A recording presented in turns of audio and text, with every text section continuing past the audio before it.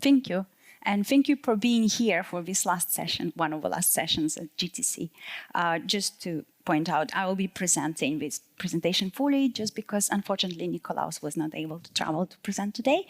And let's get started. I'm going to talk about how to accelerate scientific applications on NVIDIA platform with NVIDIA HPC compilers. So this is the outline of this session. We will start from an overview of HPC programming models that are popular and that are supported for NVIDIA platforms. We will then talk about how to accelerate Fortran C and C++ code. And we will also look at Grace Hopper platform and how it affects the programming, especially for GPU. And at the end, we will look at real case study of accelerating scientific simulation on Grace Hopper. So at NVIDIA, we provide a wide range of different programming models and tools to suit different category of developers. Something that we recognize that in scientific computing, we have a lot of developers that are domain scientists and data scientists. They don't necessarily have time and resources to tune for a particular underlying hardware platform. Also, they often need to write code that needs to be portable and needs to execute on different platforms, and may not even be familiar necessarily with all the underlying hardware detail. So we have programming models and we have libraries and a lot of our tools that are tailored to different category of users. Starting from, we provide acceleration of standard languages such as C++ and Fortran. We also provide support for vendor-agnostic programming models, such as OpenMP or OpenACC, and we also provide support for CUDA, of course, and a lot of interoperability is available for CUDA and all of our programming models that we support. We provide wide range of libraries which are fully tuned for our hardware. Amongst those are math libraries. There are also AI libraries and various other domain-specific libraries. There were quite a lot of presentations to this GTC on our library, so I really recommend to watch videos on demand to learn more about this. And just to point out, all of the tools and libraries are fully tuned for our hardware, for our GPU, but also for our CPU and interconnect. So let's look a little bit more at how we can actually get started with accelerating Fortran C or C++ code and how we can get performance tuning and various parallelization features further to optimize for particular targets that we are interested in. Let's start from completely standard features in Fortran and C++ that allow us to parallelize code on our hardware. Starting from Fortran 2018, we have features that allow to parallelize code. For example, we have do concurrent loop that provides a property that communicates the properties of a loop to the implementation. It essentially tells us that there are no dependency across loop iterations, and we use this information to parallelize and offload code to GPUs or parallelize into multi-core CPUs. There are also a wide range of math intrinsics, such as matmul or reshape, that are available that we performance optimize for our hardware. There are also such features as co-arrays that simplify interprocessing and especially interprocessing communication, something that we currently don't support in our compiler, unfortunately. But there are other features in standard 2023 where there are enhancement to do concurrent, where there are reduction clauses added that allow to specify reduction code patterns, and they get parallelized and optimized with our compiler too.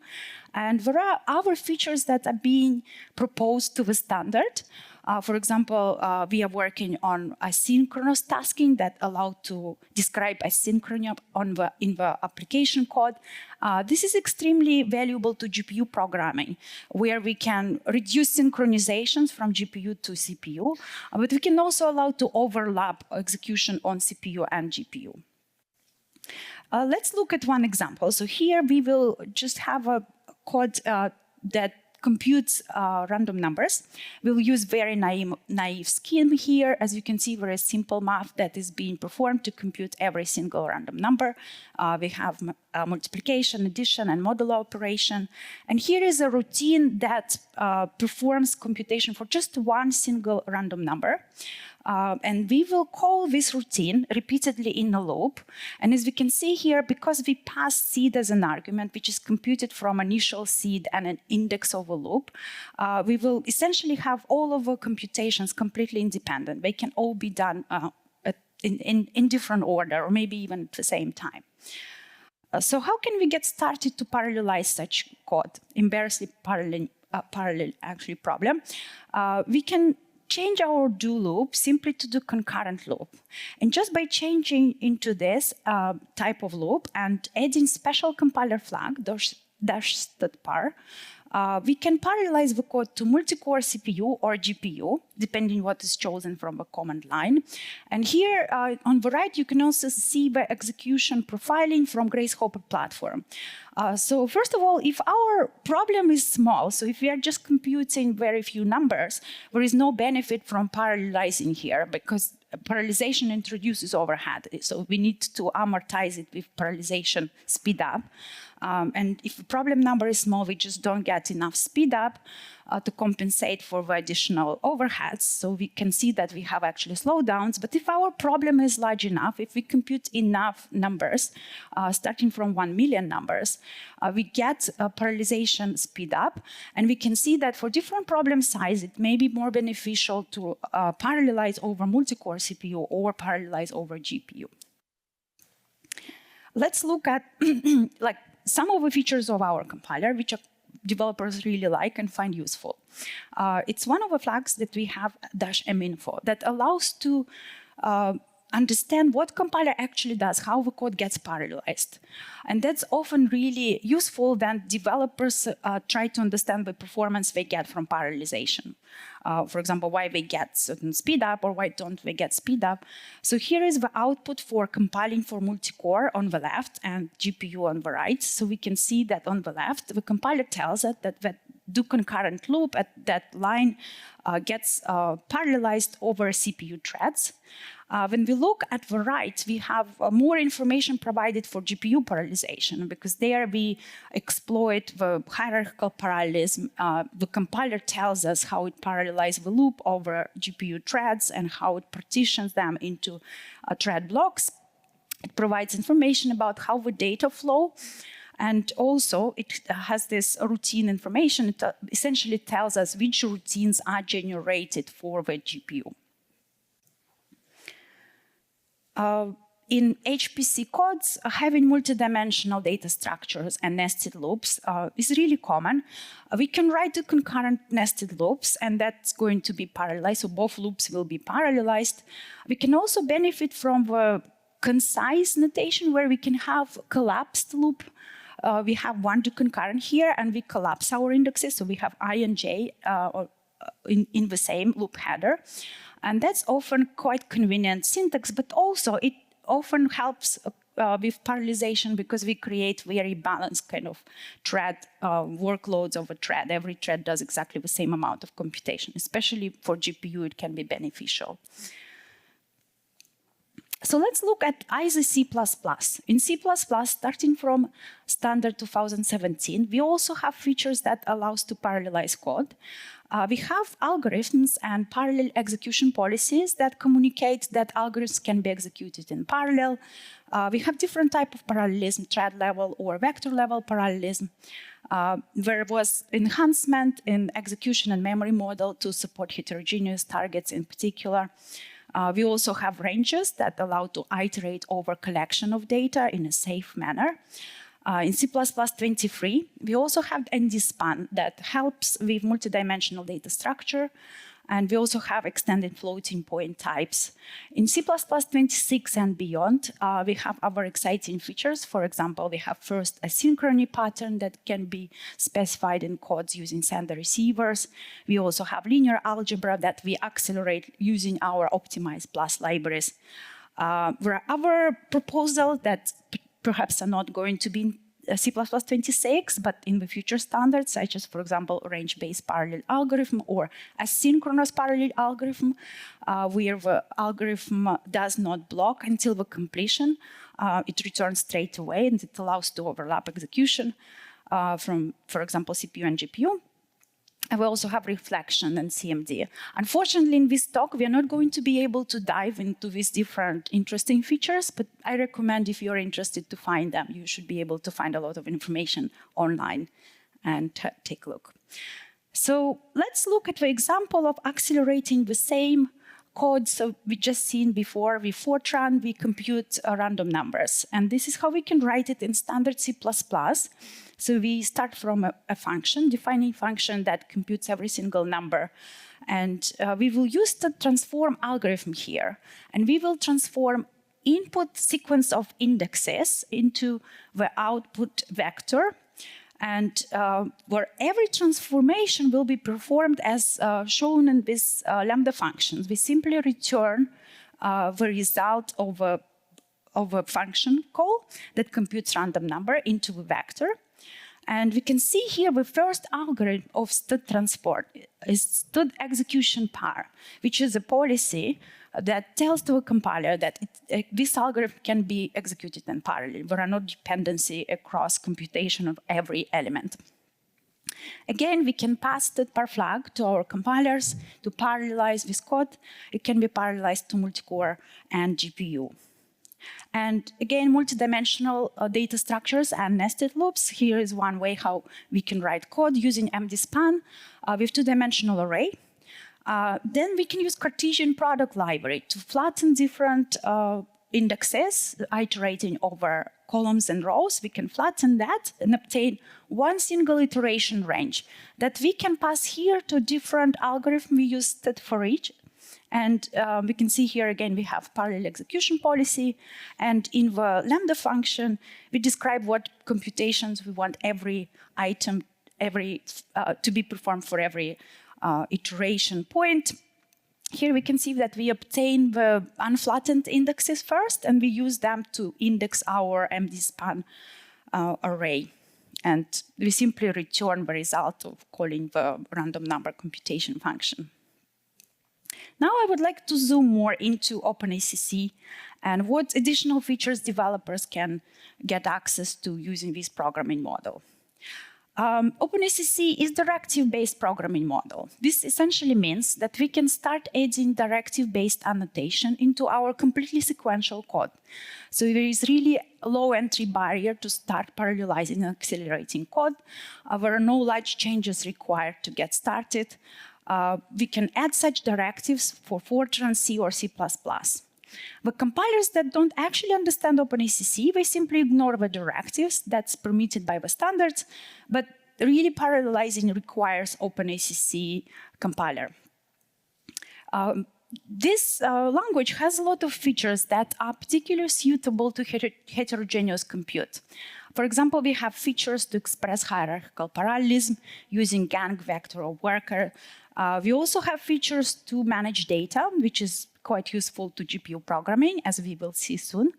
And while it has a lot of features for heterogeneous compute, it can also be used for parallelizing to multi-core. And one of the really great features that we like about OpenACC, it's really tailored to help the compiler to optimize and parallelize our code. And sometimes the compiler can completely auto-parallelize code. Let's now look at the example, starting from the left to the right. On the left, we have a very lightweight kernel's annotation surrounding our nested loops.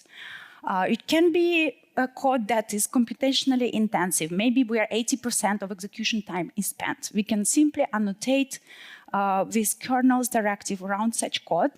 And what we do with this annotation, we tell to the compiler, please analyze this code, optimize and parallelize as you find useful to get the most of execution on the target. In the middle, we have additional annotation. Along with kernels, we have loop annotation here. And that's to help the compiler to analyze the code. In some cases, especially if we have complex code with function calls, functions and may not even be defined in the same file where the code is, the compiler may not be able to analyze the code fully, but we can help the compiler. We can communicate certain useful properties of our code. Like here, for example, we can annotate the loops and tell which loops have no dependency across iteration using this loop independent. And we can also communicate our property or even optimization. For example, here we ask compiler to perform loop collapse. And then on the right, we have differently written code using ACC parallel construct, where we tell the compiler how do we want to parallelize the code onto GPU. We tell that we want to spread the loop iteration of the outer loop across gangs. We want to parallelize the inner loop across vector. We also specify vector length and number of gangs. So you can see here with different programming styles, you can achieve different trade-offs between spending more time on science or more time on programming. And developers really have this flexibility to choose how we want to program. Sometimes spending more time on programming may lead to better performance, but of course, it requires spending more time, and it often results to code that may not be executed on different hour targets. So writing code at higher level will take advantage of compiler, and it will allow to focus more on science than programming. And here is just the information from the compiler, how these different codes got parallelized. We can see on the left how compiler decides to parallelize both loops and execute them on GPU. In the middle, we can see compiler performs additional collapse optimization because that's what's requested from the original source. And then on the right, we can see that compiler completely follows what the source code told to do with executing on the GPU. Now, I would like to talk about GPU specifics of parallelization. One important aspect to understand is that GPU utilization is best when the parallel workload is known ahead of time before we start executing our workload.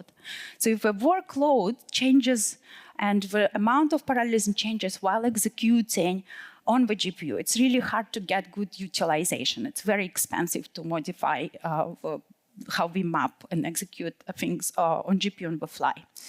And one implication of this is that a lot of frameworks and compilers have limited support for such dynamic parallelism style of execution on GPU.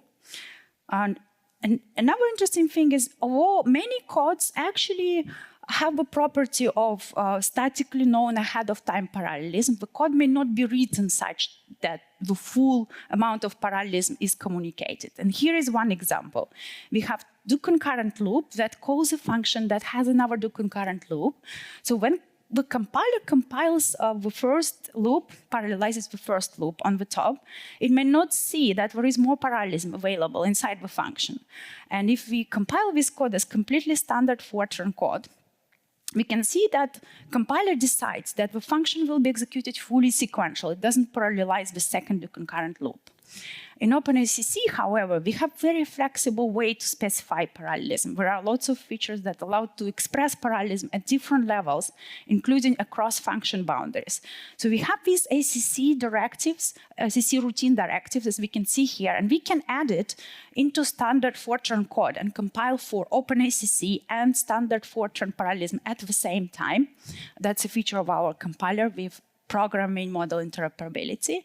And if we add this directive, what we tell to the compiler is that there is more parallelism in this function. There is vector level parallelism in this function to be exploited. So if we do that change, we add this routine vector directive, we can see that the compiler actually parallelizes both loops here if we compile for standard Fortran and OpenACC at the same time. And this way we can avoid actually modifying our code. So we could keep it completely standard if we inline our function and obtain nested concurrent loops, as we have seen previously. But in some cases, changing code is actually time consuming. So we have a lot of flexibilities how the code can be written, even mixing and matching features from different programming models to really make programming easy. Another aspect of GPU programming is data management. In GPUs, we have separate physical memories. And that essentially means that the data used in computations offloaded to GPUs, they need to be made available on the GPU memory. And this implies operations such as allocation, data copying and synchronization. They can be costly and also difficult to get right in codes. So here is another example. We have C++ code with OpenACC directive here. We have matrix vector multiplications performed many times in the loop, and we will parallelize. As we can see, we had OpenACC parallel loop here to parallelize the outer loop of this matrix vector multiplication, where we iterate over a row over matrix. Here we actually don't have, and so far in all of the codes we have seen previously, we have not have to deal with data management. But this code will compile and run correctly, even if we compile it for GPU. How does it actually work? OpenACC compiler will analyze the parallel code, and it will decide how to manage data for us if we don't manage data explicitly. So here is what compiler tells us, that it generates copy-in operation for matrix A and vector X, and it generates copy-out operation for output vector Y. However, this results in the execution profile as we see here. We have a lengthy operation of copying matrix A because it's a large matrix, and then smaller time than GPU is actually busy computing. That's really not great GPU utilization because GPU is mostly waiting here. And we can see that waiting for this copy of matrix A is not required here because we only initialize matrix A outside of an outer loop, and it never changes. So what we can do is we can take control of our data management. So here we add a directive outside of the outer loop just after we initialize A. And in this directive, we say we want to copy A at this point. Inside the loop, then we repeat our parallel computations many times. We tell to a compiler that A needs to be used from a present copy on GPU. Do not manage A here inside the loop. And we can see here, compiler again respects what is given from the source code.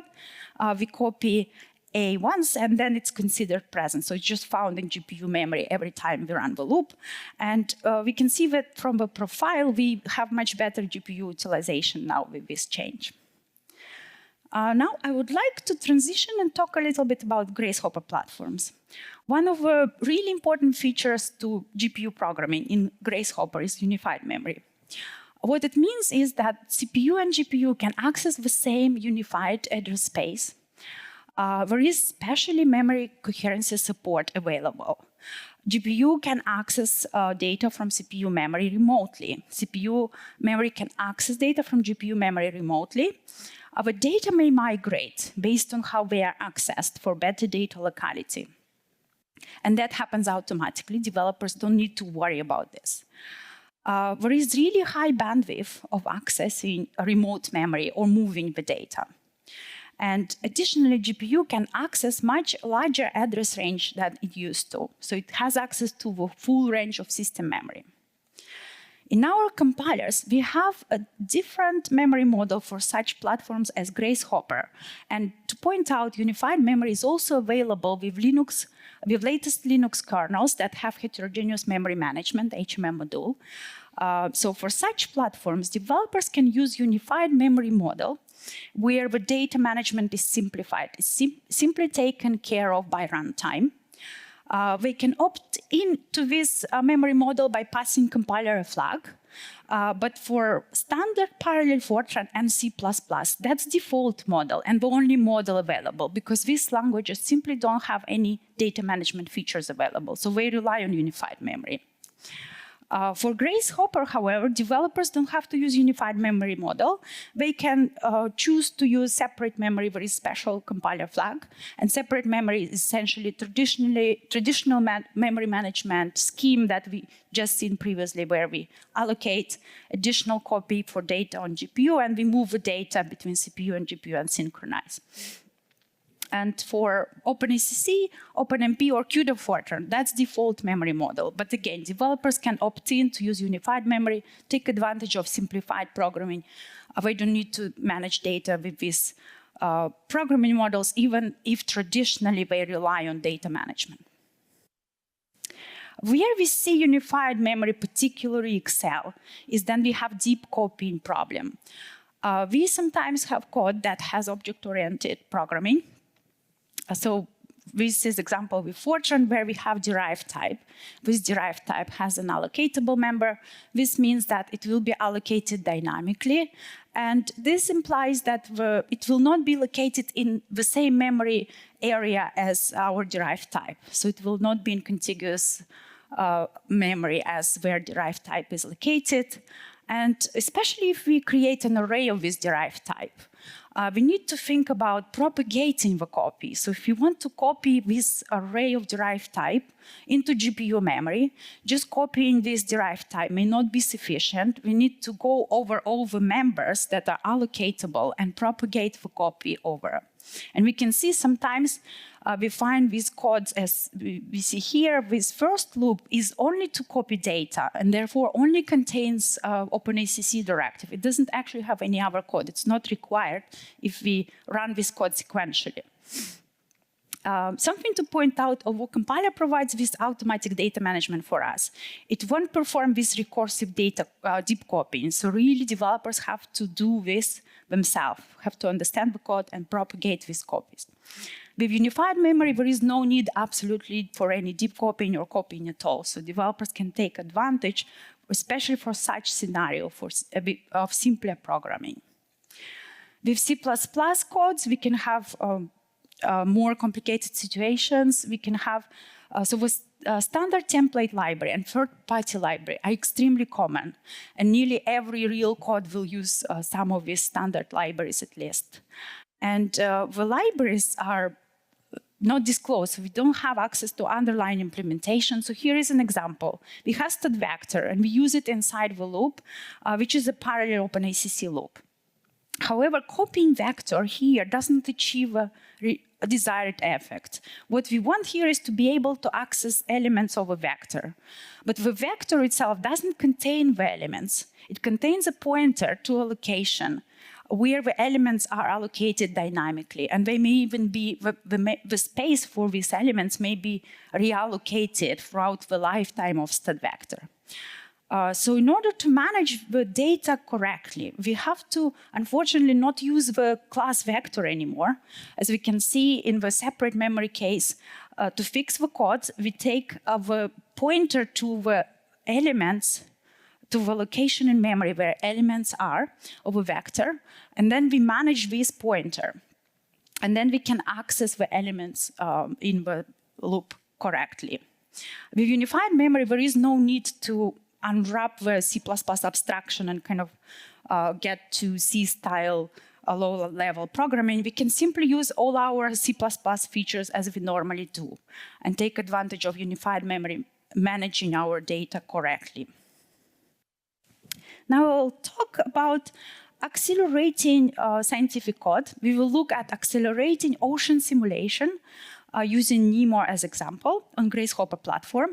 NEMOR is a publicly available ocean simulation code. It's frequently used in weather predictions, for example. It already has parallelization into multi-core CPU using MPI. In this case study, we wanted to see how we can take advantage of accelerating on GPU. Because we are running it on Grace Hopper, we don't only have CPU, but we also have GPU, so we want to utilize our hardware fully. We made experiments using OpenACC and do concurrent. We are fully relying on unified memory here. We don't want to use memory management to perform any memory management because we really want to simplify our programming and take advantage of a platform to help us actually port the code easier to GPUs. Here is just information how we parallelize code with OpenACC. Most of our parallel loops were collapsed and annotated as parallel gang vector loops. So we explicitly kind of use the hierarchical parallelism here and tell to the compiler how to spread the loops across gang and vectors. We use asynchrony here, something that I mentioned, but we haven't seen any examples. So the reason why we use asynchrony, because we have a lot of loops back-to-back that we parallelize. And because there is no code in between the loops, or maybe where are some small code that gets executed on CPU. We don't really need to synchronize with CPU every time. And synchronization with CPU is actually really costly. So we have a barrier inserted by default if we don't use this async clause at the end of every parallel region. So what we do here, instead, we put a sync, but then we need to synchronize explicitly. So we insert synchronization point. In this example, we insert synchronization point at the end of a function that contains this many parallel loops. And then what we can see here, we actually use loop seek annotation because we have some of a sequential loop. We have a loop with dependencies. Here in this second loop, nested loop region, we have JK, and we can see that we access, we index array elements with JK and JK plus 1. So we index multiple iterations. We use index for multiple iterations in the arrays. This means we have a dependency of a vertical component. So this have a loop that we annotate sequentially. We use routine sequential annotation for external functions. So if we have a function which is not defined in the same file where it's being called, the compiler needs to know that the function needs to be generated for GPU. So we use this routine seek annotation on such functions. And we also use kernels annotation. That's for Fortran array operations. In array operations, we frequently see a lot of implicit parallelism because we need to repeat an operation for all elements of an array. And, but it's not expressed in the loop form. So in order to parallelize such code, we can use kernels annotation. Kernels annotation is extremely flexible. It just tells this is the code that we want to parallelize. It doesn't need to be in any specific format. It doesn't need to be in a loop form. So we can use that kernels construct here to parallelize array operations too. So just a little bit about how we parallelize using do concurrent features. So all of the parallel loops were converted to do concurrent loops. We use collapsed header as described previously. And for sequential loop, we use normal, we just leave them as normal do loops, no change needed here. Sometimes we interchange the loops, and this is to reduce the overhead of parallel kernel launch. So here, for example, we had do loop, which was outer, and do concurrent was inner originally, but we interchanged them. And that essentially allows us to create one kernel that will iterate over multiple iterations instead of creating many kernels from multiple sequential iterations, just an optimization. The idea of this standard Fortran code was not to create fully standard Fortran implementation of this simulation code. The idea was to see how many standard features we can use without sacrificing convenience of writing or performance. So we tried to use Fortran features, standard Fortran features where it made sense to use.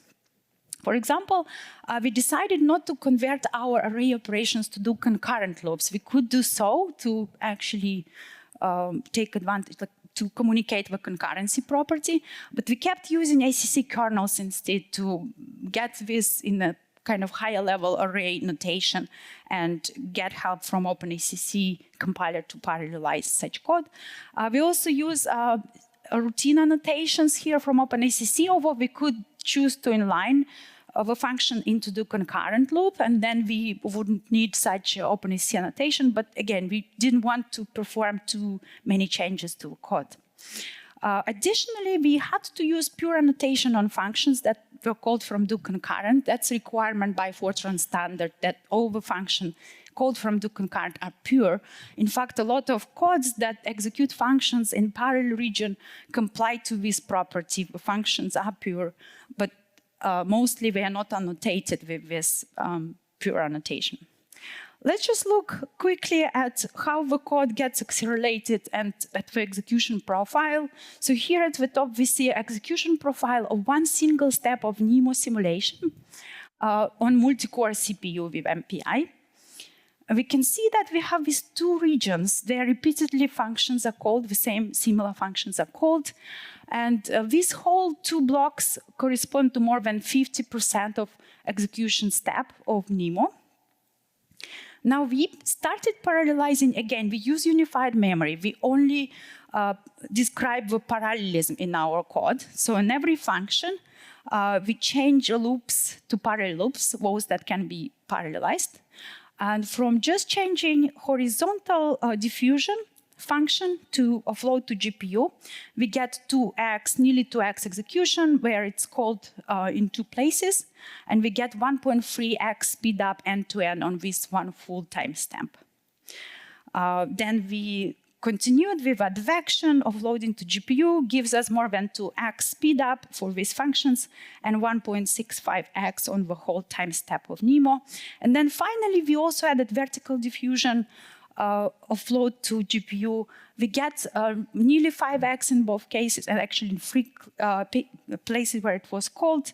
And we get nearly 2x speed up on this full simulation of NeMo, one full step of simulation.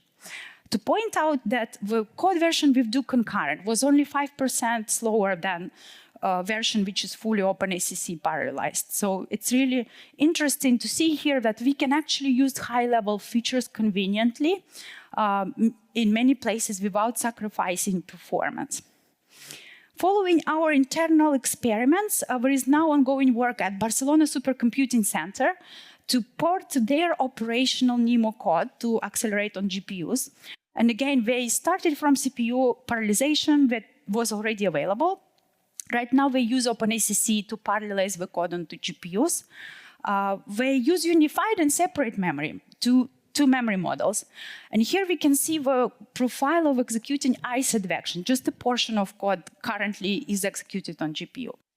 We can see that with parallelizing over gray CPUs gives us 20x, 25x speed up compared to sequential execution on a CPU. Then we start running on GPU. We get additional 2x and more than 3x speed up with unified memory, especially when we use asynchronous execution. So I just want to zoom next to show how the profile of this execution of one step of this ICE advection function executed on GPU with separate memory at the top and unified memory at the bottom. And we can see with separate memory, we have these regions at the beginning and the end where we copy data in and out back to back. A lot of copies occur. And then in the middle, we have a region where we execute our kernels, again, everything back to back because we have asynchronous execution. So after multiple iterations, we have unified memory execution time nearly the same as separate memory. We are nearly on par, very small difference. At the beginning, then we use unified memory, we get certain overheads. Then unified memory is figuring out the data localities and all these things, maybe moving data. But at some point, we reach this steady state when execution time is comparable between separate and unified memory, but we can avoid the regions and where we copy data and save time on avoiding copying. So here is the final slide. I just want to summarize. We can see that we have a lot of flexibility how the code can be written for NVIDIA platform to accelerate the code on our CPUs or GPUs. There is absolutely no requirement to be familiar with our hardware. Developer can start from writing code portable, high level, spend more time on science than on programming, take advantage of our compiler optimizations and help from compiler and runtime. And of course, with GPU platforms such as Grace Hopper, we can see that we can take advantage of simplified programming and really forget about data management completely, and also accelerate code using standard Fortran and standard C++. And then just the final slide that I would like to leave here that has further references if you would like to learn more about our compilers. Thank you.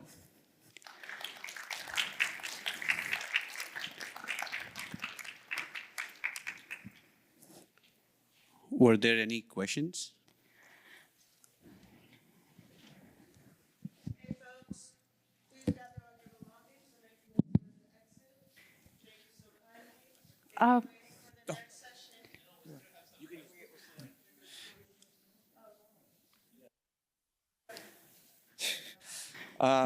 Thank you for your presentation. Thank you. It was really good.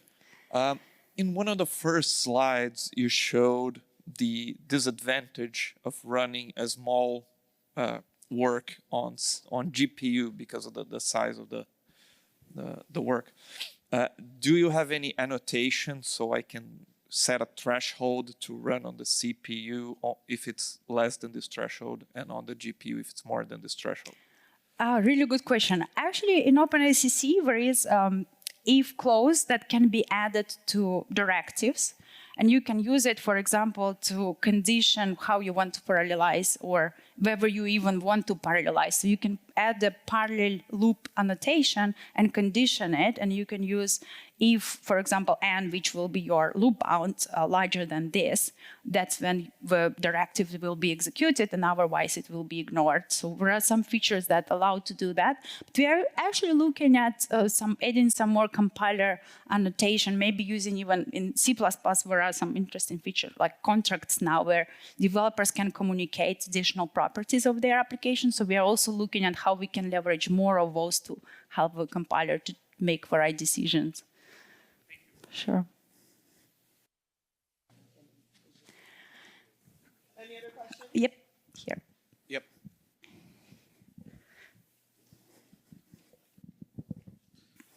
For for asynchronicity, is there a way with do concurrent to have async? Because I assume if you put ACC parallel async around it, it'll become ACC and not the do concurrent underneath. Or is there a plan to have some way of indicating async on a do concurrent, or or an array operation for that matter? Good question. As I mentioned, there is work ongoing on asynchronous tasking in the standard, but it's very early days, so there is no guarantee whether it will be next standard or maybe in later standards. Right now, the only solution is to use interoperability with OpenACC and just add OpenACC construct around do concurrent loop. So it gets parallelized as do concurrent, but the additional information such as asynchrony is taken from OpenACC directive.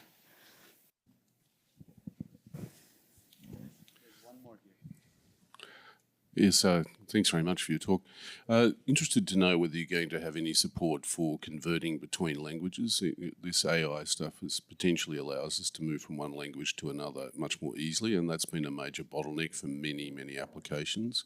Also, I was interested also in Julia. Any comments on that? Yeah, good questions.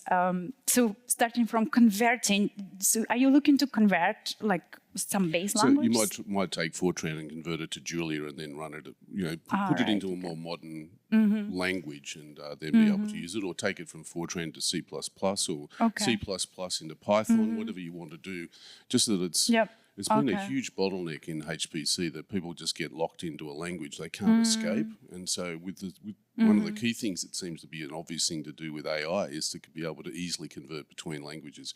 I know it's non-trivial, and the issues of performance portability have been around with us since day one, but it'd just be great to be able to stop being trapped in languages. Because massive investments, the investment, is 10 billions, probably trillions in old languages, and stuff just dies because we can't move it onto modern platforms. Yeah, I understand the question and the pain. Unfortunately, we don't have currently work ongoing on converting from one language to another, especially if it's like the base language, so to say, Fortran and C, and not OpenACC, OpenMP. And we are aware that there are converters available. There are source-to-source translator tools, not something I tried personally, I can recommend, but I have seen presentations on various conferences where people show such conversions. So yeah, unfortunately, it's not something that we provide today, at least. Yep. With that, we come to the end of the session. Thank you all for attending. Thank you.